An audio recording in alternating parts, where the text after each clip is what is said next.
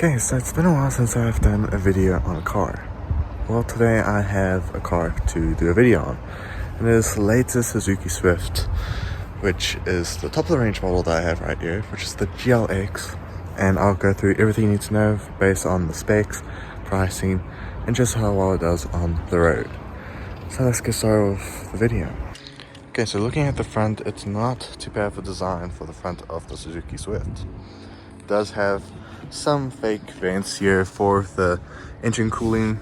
So yeah, it's real, but this side it's fake. I don't know why they didn't just leave it as basically going through, but it is really weird that they've done that. But of course, yeah, you have no ventilation for the engine at all because you got the number plate. But hey, it still cools the engine in certain ways. Now going to the fog lights, it's standard fog lights, so it's nothing fancy. And you got your headlights, which actually look pretty nice. Now going to the side of the car, you can see it does have a nice view from all sides. And I mean, if you look at the passenger side or the back seat, it does have a different handle compared to what you have in the front.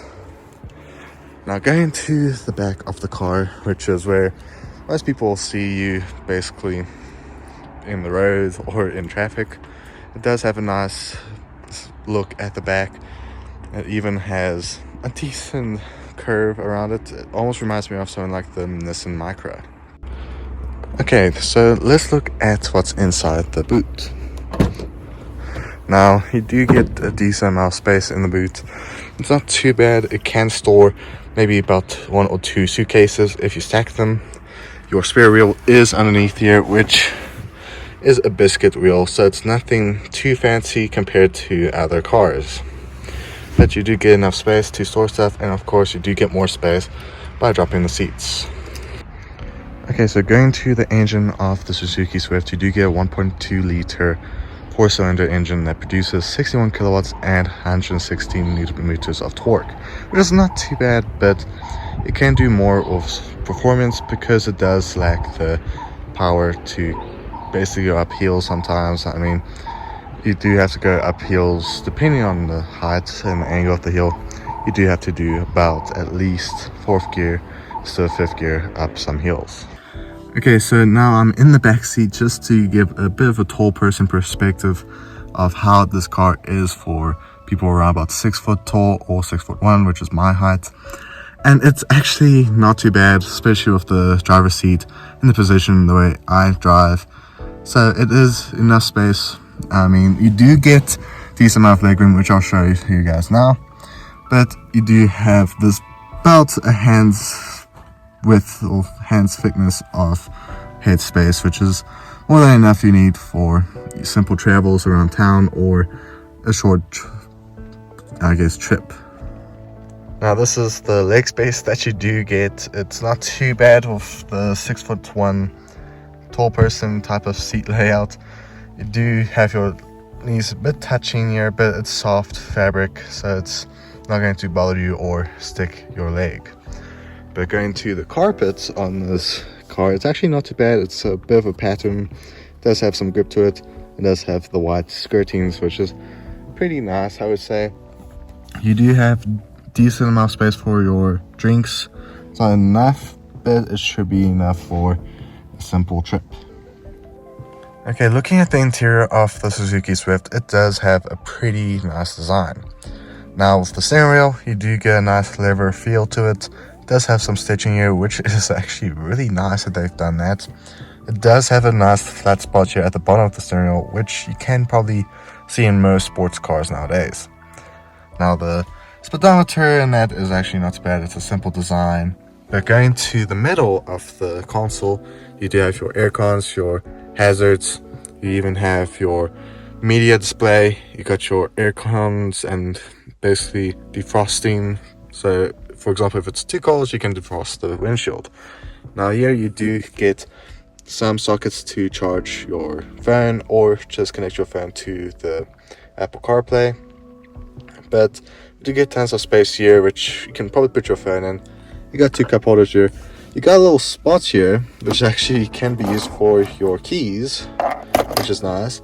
You got your 5-speed manual which is pretty small compared to other cars that I have been in before, but still a decent size, and you can still get a decent control over it.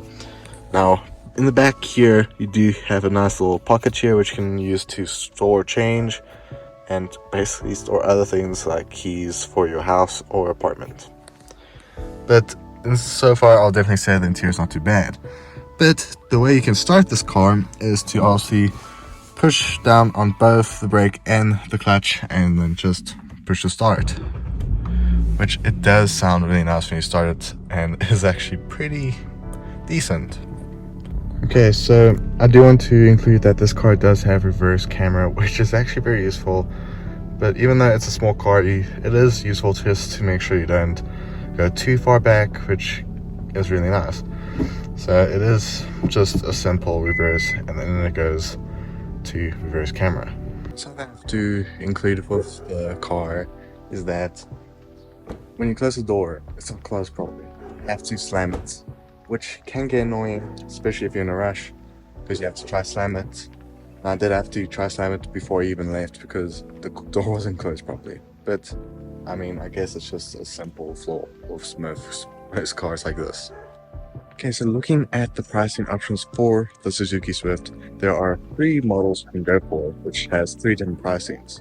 Now you get the entry model, which is the GA, which starts at around about 2,000 Rand. But the model I have here now is the GLX, which is the top range model you can get with the Suzuki Swift. Now this is priced at 239,000 Rand, so it is a bit pricier, especially with the kilowatts. But let me first go through the performance of the vehicle on the road, just so you can get an understanding. I'll get my first actual thoughts, because I haven't driven this car yet, so we'll both experience it at the same time. So with the driving, it is a bit hard to really get used to the clutch compared to my car, of course. But I'll definitely say so far what I can say about the clutch is it is very playful. Now, it's not a bad thing that it's a bit playful, it's just compared to something like my car, it is quite tricky. Now, something I can definitely say is not what I'm used to is that you have to rev this car a lot just to change gears. Whereas my car, it would be around about 3,000 RPM. This car is about 4,000 RPM just to change gears. Now, the car's website, Suzuki, they do claim the car can do around about 4.9 liters per 100 kilometers. But at the end of this little short trip, I'll compare that and see what does the car say itself. Is it what they claimed it to be? And is it something that is true or not? Now, braking with this car is not too bad. It is decently soft, which I would say is very useful. I mean, most cars are a bit different when it comes to braking. My car, on the other hand, is pretty decent with the braking.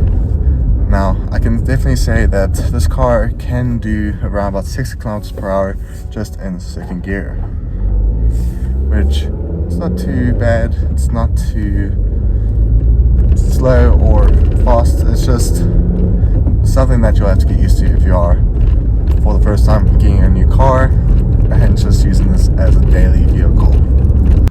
Now, looking at what I can tell so far, the car does around about 5 kilometers or 5.2 liters per 100 kilometers, which is not too bad. I mean, it's a decently small car. It does have enough performance for in town. On the highway though, or the freeway, I'm not too sure if it's the perfect car for that, but it is a very well designed car.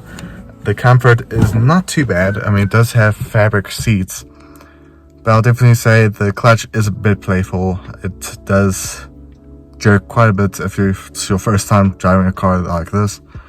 But otherwise, this car I would definitely recommend to new drivers, or just someone that's looking for a small car that does decent mileage during town trips or just going out for a bit. But otherwise, hope you guys enjoyed. Please be sure to check my other videos and be sure to subscribe if you want to see more videos like this. Let me know in the comments below. Do you want me to do more car videos or not? But otherwise, see you guys in the next video. Bye.